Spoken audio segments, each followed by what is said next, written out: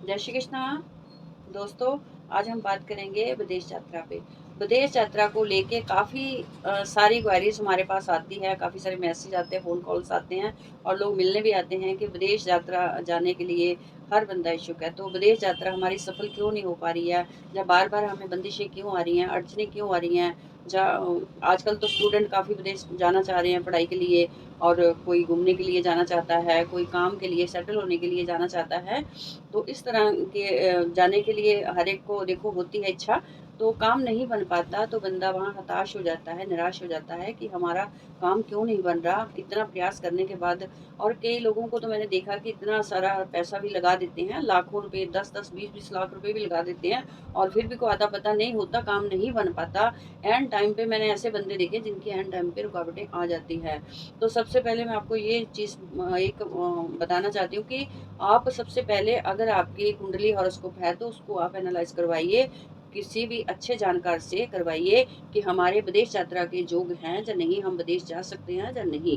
सबसे पहले आपको ये पता होना चाहिए। अगर कुंडली नहीं है तो देखो हर एक की कुंडली नहीं होती है, हर एक के पास कुंडली भी नहीं होती है। अब कई धर्म है जिनमें कुंडलियां होती ही नहीं है। अब हमारे में हिंदू धर्म में तो कुंडलियां आजकल सबके पास होती हैं, बट अब कई धर्म है जैसे सिख धर्म है, अलग अलग तरह के धर्म है, तो उनमें कईयों में कुंडलियां जो हॉरोस्कोप होते नहीं है। तो विदेश तो हर बंदा जाना चाहता है। तो इसके लिए आज मैं आपको एक जो हर इंसान कर पाए, जिस उपाय को हर बंदा कर पाए, वो मैं आपको आज बताने जा रही हूँ कि आप अगर कुंडली भी नहीं है, आपके पास कुछ भी नहीं है, आपको अता पता नहीं है, फिर भी आप वो उपाय कर सकते हो। उपाय करके आप लाभ ले सकते हो। अगर आपकी को बाहर जाने की, विदेश जाने के लिए बंदिश आ रही है तो वो बंदिश आपकी दूर हो जाएगी। आपको अच्छे से पूरी वीडियो को देखना होगा, बड़े ध्यान से सुनना होगा, और पूरी वीडियो को पूरे ध्यान से सुनना होगा। अगर उसमें मैं कोई मंत्र या कोई चीज़ बताती हूँ तो आपको बड़े ध्यान से सुनना होगा। मैं वो लिख के भी दे दूंगी आपको, वो वहाँ से भी आप नोट कर लीजिएगा। पर आप पूरी वीडियो को ध्यान से सुनिएगा और पूरी पूरी तरह से इसे समझ लें। तो उपाय करने से काफ़ी मैंने जो अपने क्लाइंट्स को करवाए हैं, या लोगों को उपाय मैंने करवाए हैं जिनका लाभ हमें मिला है। काफ़ी सारे हमारे स्टूडेंट हैं, क्लाइंट्स हैं, बाहर गए हैं, विदेश यात्रा हुई है उनकी, सफल हुई है। तो मैंने जो उनके लिए उपाय अप्लाई करे हैं, उनको करवाए हैं, और वही उपाय आज मैं आपके लिए मैं लेके आई हूँ, आपके साथ शेयर करना चाहती हूँ। तो आप उनका लाभ ज़रूर उठाएं। तो आजकल तो देखो हर एक को रहती है विदेश यात्रा की इच्छा, स्टूडेंट को भी रहती है, घूमने वाले भी लोग जाते हैं, सबको इच्छा रहती है विदेश यात्रा की भी, चलो कुछ भी नहीं तो घूमने जाया जाए। तो सबसे पहले जो वहाँ सदा के हमेशा के लिए सेटल होना चाहते हैं, सेटल होने के लिए जा रहे हैं, उनको भी सबसे पहले देखना चाहिए कि विदेश में हम सेटल भी हो सकते हैं या नहीं हो सकते हैं, जहाँ किसी तरह की हमें प्रॉब्लम आने वाली है। ये चीज़ें पहले ही जान लेनी चाहिए, पहले ही देख लेनी चाहिए। देखो हर एक की कुंडली अलग अलग होती है, हर एक का भाग्य अलग अलग होता है। तो हम एक चीज़ को दूसरे के साथ जोड़ नहीं सकते हैं, ना ही किसी का कंपेयर एक दूसरे के साथ कर सकते हैं, क्योंकि हर एक की अलग अलग जर्नी होती है, हर एक के अलग अलग प्लेनेट होते हैं, हर एक का भाग्य अलग अलग होता है। अब हम हाथ भी देखते हैं तो वो भी अलग अलग प्रडिक्शन होती है उसके लिए।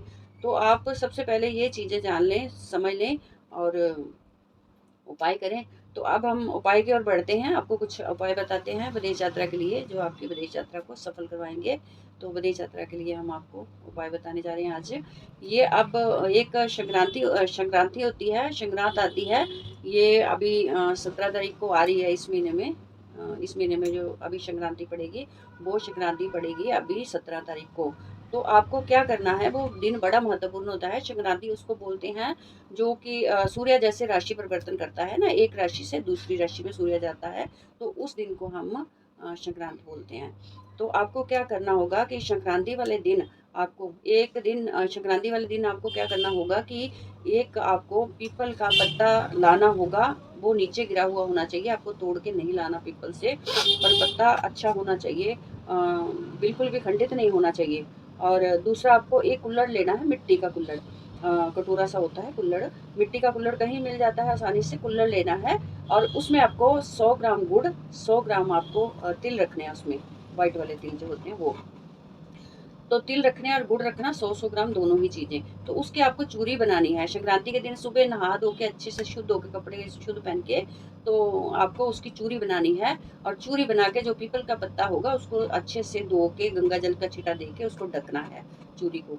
और आपको कहीं आग के नीचे जाना होगा, देसी आग, देसी आग आप समझते हो जो शिव को भी बड़ा प्रिय होता है, आग। तो आग का आप पौधा कहीं भी आप ढूंढ लें, पहले से ही ढूंढ लें, लगे होते हैं इधर उधर हर जगह ही लगे होते हैं। तो आप आग का पौधा आप कहीं से भी ढूंढ लें और उसको ढूंढ के उसकी जड़ में जाके वो कटोरा जाएं और सीधा ही उसकी जड़ में जाके कटोरा रख दें और वहां से आग के पत्ते के कान में ऐसे बोल के आए, अपनी विश करके आए कि मेरी विदेश यात्रा सफल हो, मैं आपके पास आया हूँ, मेरी विदेश यात्रा सफल हो। 3 बार बोलना आपको और वहाँ कटोरा रख के आपको आ जाना है, वापस आ जाना है अपने घर। अपने घर आके वापस आके आपको हाथ मुँह धो के कुछ मीठा खा के और थोड़ा सा अपने गुरुओं को, माता पिता को प्रणाम करना है कि ये मेरा कार्य सिद्ध हो, तो जो मैंने उपाय किया है मन ही मन में ये मेरा संपूर्ण हो, ऐसा आशीर्वाद लेना है बड़ों से। और दूसरा उपाय मैं बताने जा रही हूँ, ये थोड़ा पाठ वाला है। ये आपको दक्षिणावर्ती शंख लेना है और एक वाइट कपड़ा लेना है और चौकी पे दक्षिणावर्ती शंख को रख के उसको केसर का टीका लगाना है, थोड़ा सा केसर ऊपर चढ़ाना है और केसर का टीका लगाना है। और अगर शंख बड़ा है तो केसर को गोल के उसके ऊपर एक मंत्र लिखना है, ओम बदेश गमनाय स्वाहा, ओम बदेश गमनाय स्वाहा, ओम बदेश गमनाय स्वाहा। ये मैंने 3 बार बोला, आपको एक ही बार लिखना है। शंख के ऊपर कोई भी कलम ले लें आप, किसी भी तरह की अनार की या कोई मोरपंखी किसी भी तरह की शुद्ध कलम ले लें, उससे लिख दें। तुलसी की कलम भी ले सकते हैं, उससे लिख दें। उसके ऊपर केसर को बोल के शंख की पीठ पे ये मंत्र आपको लिखना है और शंख को स्थापित करना है आपको व्हाइट कपड़े के ऊपर। और फिर 21 दिन पूरे आपको ये पाठ करना है। कम से कम भी आपको 3 माला करनी है, ये जो ऊपर लिखा है वही पाठ आपको करना है। ओम बदेश गमनाय स्वाहा, ये आपको 3 माला डेली करनी है और स्फटिक की माला से ये जाप करना है। 3 माला करनी है रोज की। 21 दिन का ये प्रयोग है और बड़ा ही पावरफुल प्रयोग है। मैं आपको बता नहीं सकती कि इसका इतना अच्छा रिजल्ट है कि आप हैरान रह जाओगे। और 21 दिन के बाद आप उस शंख को व्हाइट कपड़े में लपेट के और फिर अपने मंदिर में कहीं भी रख दीजिए। और शंख का जो है फेस है वो बाहर की तरफ रखिए, अपने जो मेन डोर है। और 21 दिन और उसके बाद जब आपका कार्य सिद्ध होता, शंख को तो स्थापित कर दो और उसको जो भी प्रार्थना है, अपना संकल्प मनोकामना जो भी है बोल दो। आप पहले दिन थोड़ा सा जल लेके संकल्प कर लो कि मैं ओम विष्णु विष्णु विष्णु नमः परमात्मा ने, मैं अपना गोत्र नाम बोल के कि ये मैं 21 दिन पाठ करूंगा, उस पाठ का मंत्र बोल के 3 बार। और फिर आपको ये करना है, उसके ऊपर जल छोड़ना है, 1 रुपये का सिक्का रख ले कि संकल्प करना है कि मैं 21 दिन पाठ करूंगा और अपनी विदेश यात्रा की सफलता के लिए ये मैं पाठ कर रहा हूँ या कर रही हूँ। तो आपको शंख को फिर अपने मंदिर में स्थापित करना है और जब फिर आपकी विदेश यात्रा का कार्य सिद्ध हो जाए तो फिर वो कपड़े सहित जो दक्षिणावर्ती शंख है ना, उसको कहीं गंगा में, जमुना में या अच्छी जगह, बहुत जो कोई नदी दरिया जो भी होता है, अच्छा जल हो, पवित्र जल हो जिसमें हम स्नान कर पाए, ऐसा जल हो, वहां जाके आपको क्या करना है, उस जल को जल में विसर्जित करना है। शंख को कपड़े समेत शंख को जल में विसर्जित करना है। और अगर हो सके तो वहां आप नहा भी सकते हो और नहीं तो वहां का जल लेके आप छींटा दे दो अपने आप पे, हाथ मुंह धो के वापस आ जाइए वहां से और आके अपने माथा टेक के और थोड़ा सा कुछ मीठा प्रसाद कुछ बांट दें, थोड़ा सा बर्फी ले लें, मीठी चीज ले लें कोई भी व्हाइट कलर की, वो थोड़ी थोड़ी सब में बांट दें, बच्चों में बांट दें, थोड़ी सी मिठाई बांट दें।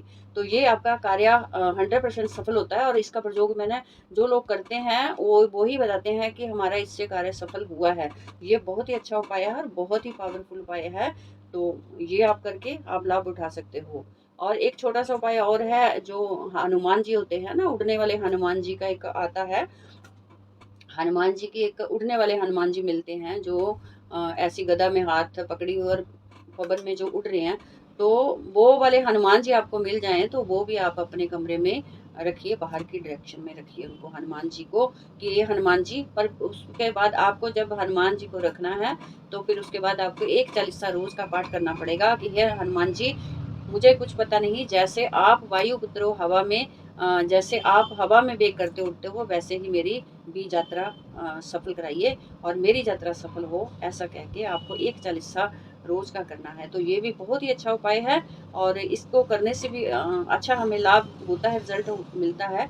देखिए किसी भी उपाय में कोई कमी नहीं होती, कमी किसी चीज में नहीं होती, ये चीजें प्रत्यक्ष हैं, हमारे शास्त्रों में है, इनका वर्णन है, बट हम उन चीजों को कर ही नहीं पाते अच्छी तरह से उन चीजों को हम कर ही नहीं पाते और हमारे में कमियां रह जाती हैं, इसलिए हमारे कार्य सफल नहीं होते हैं।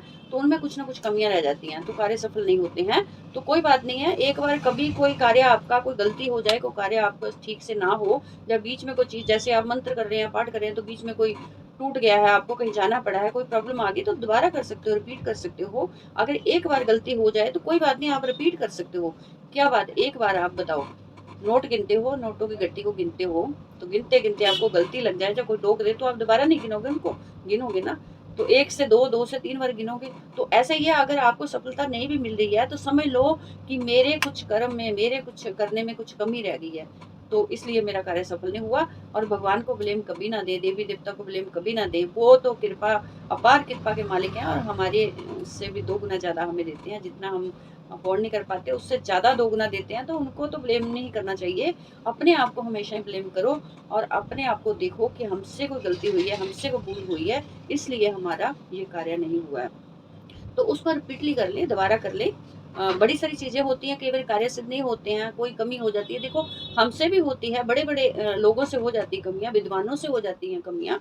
कोई मंत्र में कमी है, कोई बैठने में कमी है, कोई उठने में, तो एक बार करोगे ना, दूसरी बार नहीं करोगे। तो फिर ध्यान से दूसरी बार करोगे। तो अगर आपसे एक बार में कुछ प्रॉब्लम हो भी जाती है तो उसे छोड़ मत दो, दोबारा से कर लो। तो हो जाएगा, बहुत अच्छा हो जाएगा, उसका अच्छा रिज़ल्ट होगा।